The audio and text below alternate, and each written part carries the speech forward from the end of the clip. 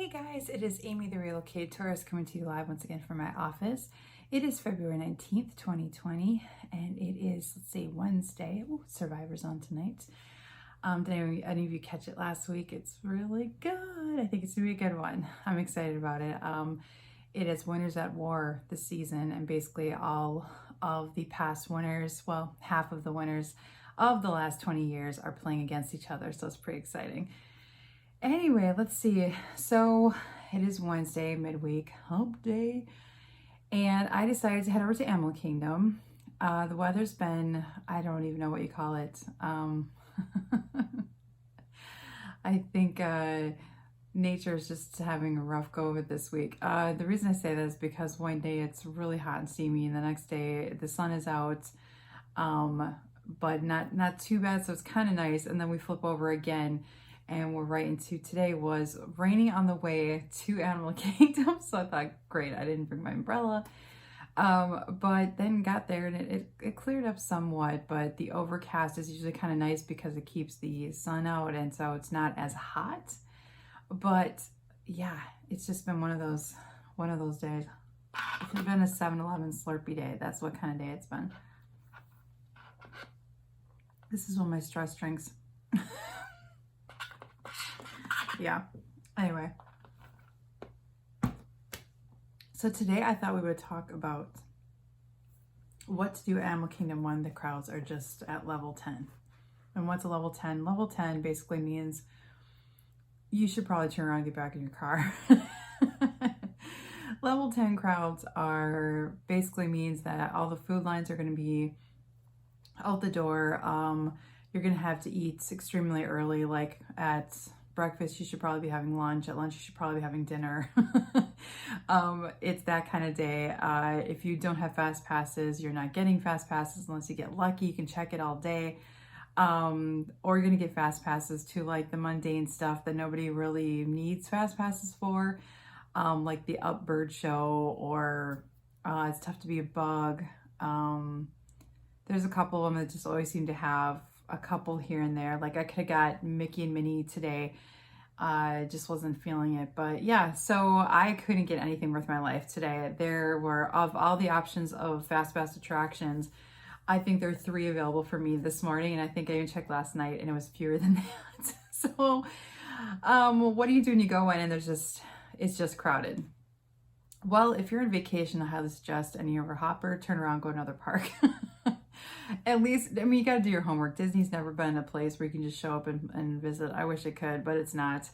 Anytime I have anyone come out of town who's just like, hey, I'm out of town, and I just thought I would, pop in. It's not Gettysburg. It's not DC. It's not like a national park. Disney is just so much preparation, as a lot of you know this, that it's just, a crowded day, you just got to make the best of it. It's kind of when it rains, you got to make the best of it, right? So at Animal Kingdom today, I found some of the best gems I felt were quiet. I could have my thoughts to myself and not to the 17 people surrounding me. So I opted off for the safari. So let's start where the line rides were this morning. Normally Flight of Passage goes down the back way of safari. There's this bridge back there between Pandora, Moara, all the way to Africa. It's on the back side where the Lion King show is. For some reason, the line was extending. I think it was still extending down that bridge, but it was coming back up over the bridge from Pandora into the walkway towards Africa. So where their Starbucks is there, Creature Comforts it's called. She was just starting to back up more there, and the 20, 30 people in front of me were looking for the end of the line, whatever. I thought at first it was River Navi that they were getting in line for, and then I took a picture. It's on Facebook, and go check it out under the Relocated Tourist. And there, yeah, that was Flight of Passage going the other way towards Africa. So not only did it weave down the other side of Africa on the Lion King side, it was now weaving down the main, thoroughfare towards safari. So that is impressive. They were saying at that point, at that time, right then and there, it was 1 hour and 45 minutes. The park was open 4 minutes. I know because I time stamped it. It was 9:04. I know it's a bad week. Again, like I said, there is, we've just had Daytona 500, President's Day. A lot of Northeast schools have off. They're here. So that always has made this week pretty crazy. On top of the fact that the Princess Half Marathon is coming up as well. So people come in early for that. It's just kind of a crazy week. So that all being said, yeah, just avoid this one like the plague if you're looking at next year. Just too many people. I think it's so unfair, and I feel for everybody that walk in and they think, I'm here at opening, I should be able to get on something, right? I mean, I thought I'd get on safari and then I was gonna go walk on the Pangani trail, which is my gorillas. I love my gorillas. And I got to safari and I think it was already at 95. Again, it was like 9:06 and the line was going back through Africa. I literally, the end of safari line was eventually going to meet up with the end of flight of passage line. That is a busy day. So I opted out and thought, you know what, I'm gonna go say hi to my gorillas. This is not that important. And honestly, it just, my spot keeps it for someone else who's on vacation. That's how I try to think of it. So I walked down the Pangani trail, and you guys, nothing is more beautiful in the morning. Maybe Maharaja Jungle Trek, that's where the tigers are. It might be just as quiet and beautiful. I didn't get over there. I love that bird sanctuary in there as well. But the one they have on this trail is just beautiful. And the hippo, he wasn't out. He or she wasn't out. The prairie dogs were, or meerkats.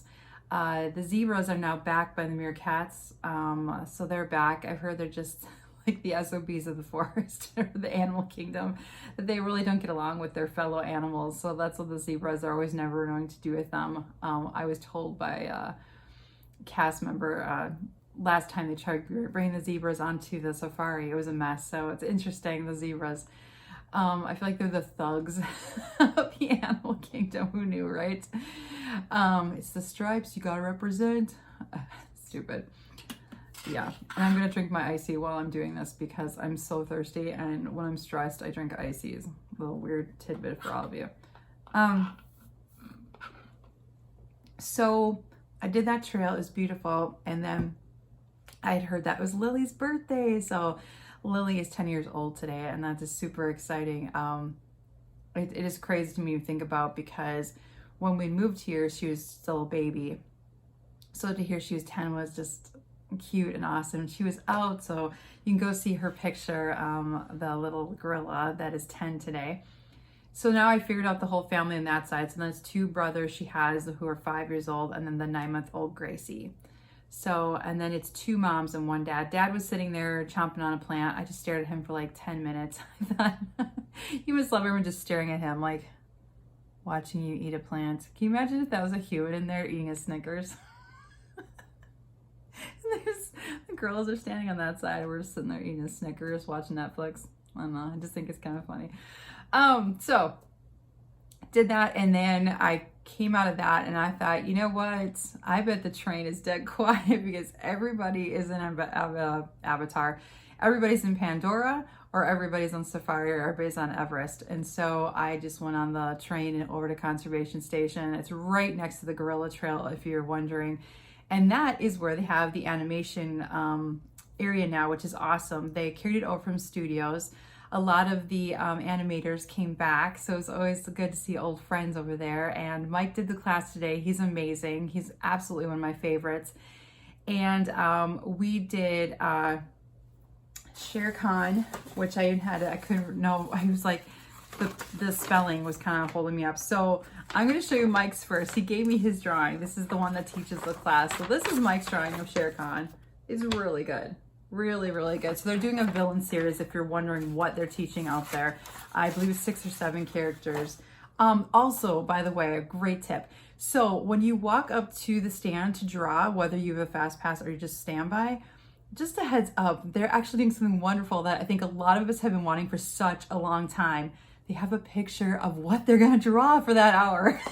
Because all of us were always like, I wonder who it's going to be. And so I know so many of us would draw and then run right back around. Remember at studios, or BB8 is now, and we'd run right back around, we'd get back in line because we'd be like, what are we going to draw next? What are we going to draw next? Because you just never knew. And I think it was at the discretion of the animator. I think they had like their book of what they could only pick from, but it was still their discretion. And so today I actually knew, oh, we're actually drawing him. I saw the picture on the 10 a.m. little posting before I even got into the class. So thank you, Disney, for doing that, because for those of us who really are collecting them, I mean, we have like hundreds of these as a family. I've done Ed now, so I've done 2 of them. So it's, I think, 6 or 7, and they're doing just villains right now. So yeah, that was, I think they're doing, what's the guy from Bug's Life? The evil bug. He's in the show. He showed Hopper. They're doing Hopper. That one would be kind of interesting. That one kind of piqued my curiosity. So the awesome thing they do now is they have grid lines on the paper, because I know so many of us, we draw our circle and it's like a dinner plate or it's a baseball. So your character would either be, his eyes would either be off the paper or his chin would be off the paper. It was a train wreck. So that was Mike's. Now, let's see if you can remember Mike's, but mine isn't bad. It's not bad. It's not bad. I give myself like a B. It's not bad. I'm so hesitant. Like making anything dark. I'm like, I'm not framing these. It's not like it matters, but for some reason, I'm just like so careful about how I'm doing it. My mom and dad both actually draw phenomenal. So, and obviously my girls do. So it missed this gene pool. It totally just jumped over this generation, because I cannot draw worth crud. I can write, I can't draw. It's not bad, but it's exciting to have him because I didn't have him in my collection of characters. So, and also guys, I almost took a picture of it just because of how funny it is. For any of you who love to go to the animation, I forget what's called now, animation experience. I want to say Courtyard. It's not right. That's the old one. They actually have pencils with erasers.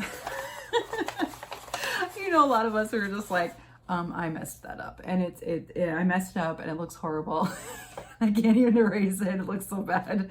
So yeah, I erased a couple times on that one, but yeah. So what I want to tell you about that though, go to the 10 a.m. class. If you have your fast passes set for the day, if it does not matter that you got to run to something at 9 a.m., go to the class at 10 o'clock, and I'll tell you why. First of all, they have this beautiful Tarzan soundtrack playing, which is every time I go to the Gorillas, that's all I want to listen to is the Tarzan soundtrack. It's just beautiful, inspirational, swell of music, just absolutely, gorgeous.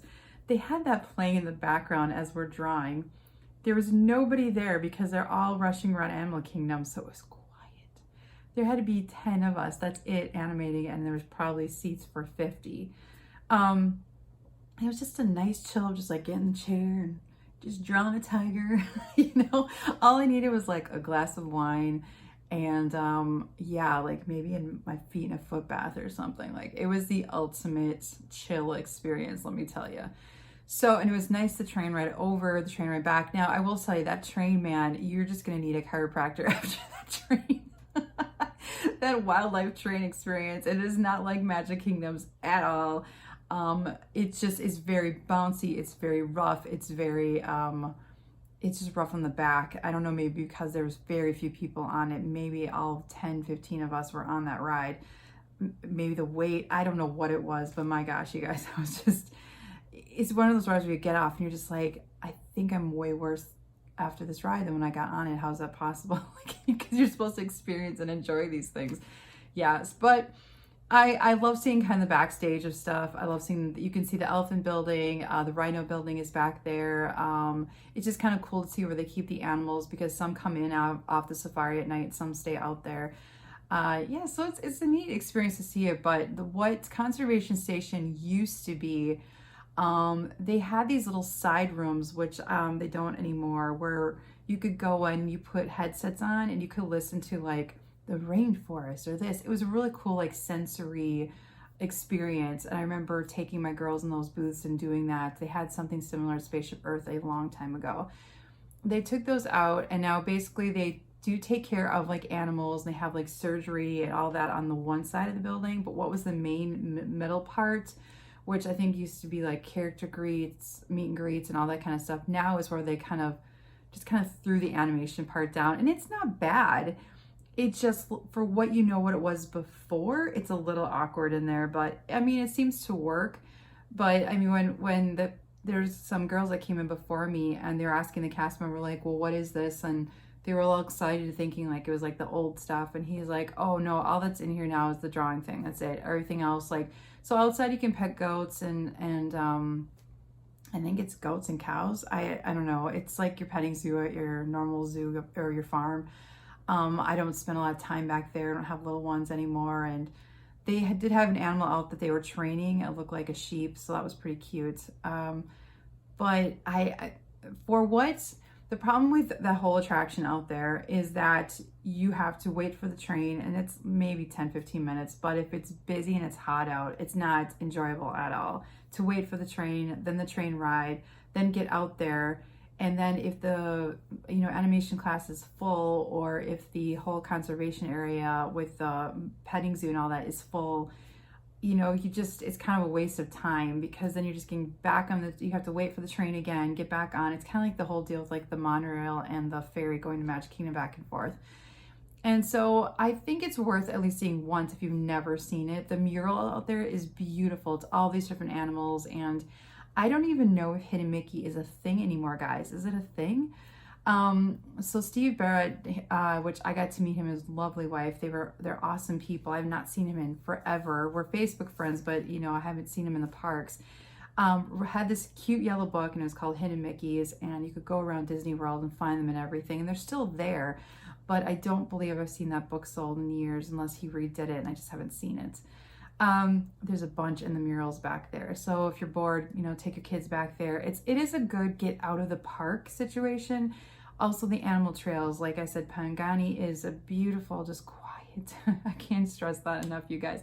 The bird sanctuary alone was worth the whole experience today of just being in there and hearing the waterfall and seeing the fish and the birds singing, and it was just the whole sensory package. It was amazing.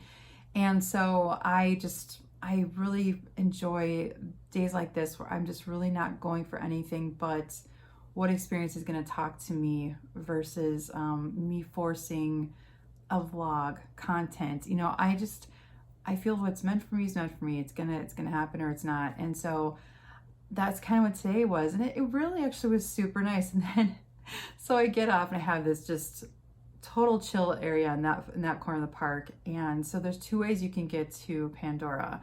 You can go through the back where Lion King is, which I mentioned before. There is a bridge area back there. If you've never done it at night, I highly recommend it, because they have lights kind of blinking, and it looks like lightning bugs when you're growing up. And the sounds of Pandora and Moara, they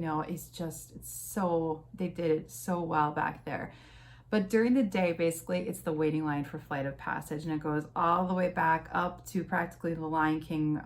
It's basically the bathrooms is the cutoff right before the Lion King show. That's where they turn them around for the Flight of Passage line. Now, what I have learned in the past is that they used to have a cast member that would stand over well before Lion King and let people know, are you coming to Lion King or are you walking through? If you're walking through, don't bother. They're not letting anyone go on that bridge because the Flight of Passage is now consuming the entire line. I think it's easy to just put, honestly, a piece of tape down the middle and be like, this is for traffic going back and forth between Pandora, so it relieves the traffic that's all being bottlenecked on the other side. But they have chosen this for Flight of Passage line. So me thinking it's like after 11, the park's been open for 2 hours. They've got to now finally open that up for passage through there. No, it's wrong. There was no Flight of Passage for Amy, meaning I couldn't just walk the 20 feet to Satuli Canteen right from where I was. I had to go all the way around, and that is just a pain in the butt. Especially because I want to get in, I want to sit down, I want to have my moment of just, I love the food there, it's my absolute favorite. Sitting there, the music, all of it, and I just like to do it before it just gets consumed with everyone and everything that, and they're free to do whatever they want in there, but just try to beat the crowd. So of course now the cast member is like, no, I'm sorry, it doesn't. Okay, so yeah, so just a heads up for that. If you think you're gonna cut through there, it's not gonna happen. Probably I won't even touch it probably till noon. And then you can probably come and go as you please through that back way. But otherwise, there's no point. So heads up on that for a tip.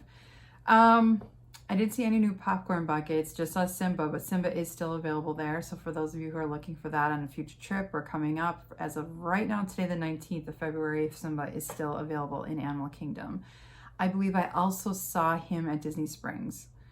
I've also seen the Skyliner one at not just Epcot. I've seen it at other parks. I've seen it at Magic Kingdom. So either they have a plethora of them that they don't know what to do with, or they're just expanding it for the sake of expanding it.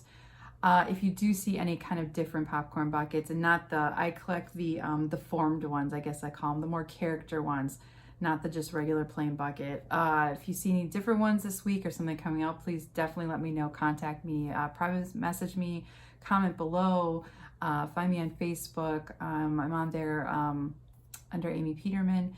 Let me know, because I collect them, enjoy them, and I'm sure one day we'll sell them or give them away. It's usually what I do. I enjoy something for a while and then I just get rid of it.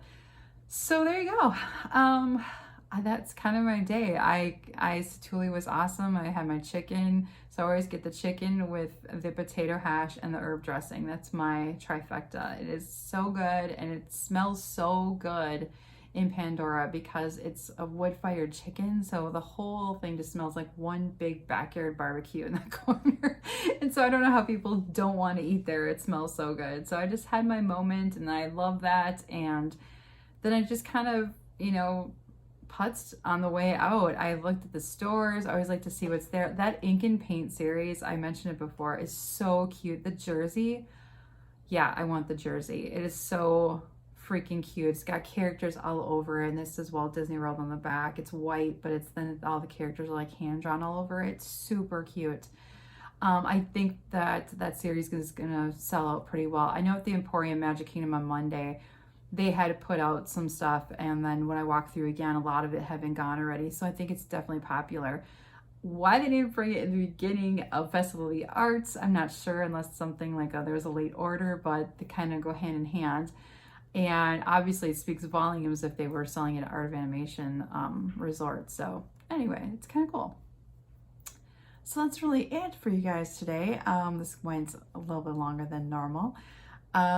Tomorrow, let's see. Tomorrow I'm having dinner at Springs at a new Mexican place with my friend Jamie. So I'm super excited about that. I don't think I'll vlog from there, but I will definitely do a food review. So maybe I will vlog tomorrow night. Look for that tomorrow. And then Friday is another park day, and I'm trying to decide on what I want to do. If I'm going to go into a park, I kind of want to go to studios. I have not seen the Mickey's Railway marquee yet, so it'll be fun to go see it.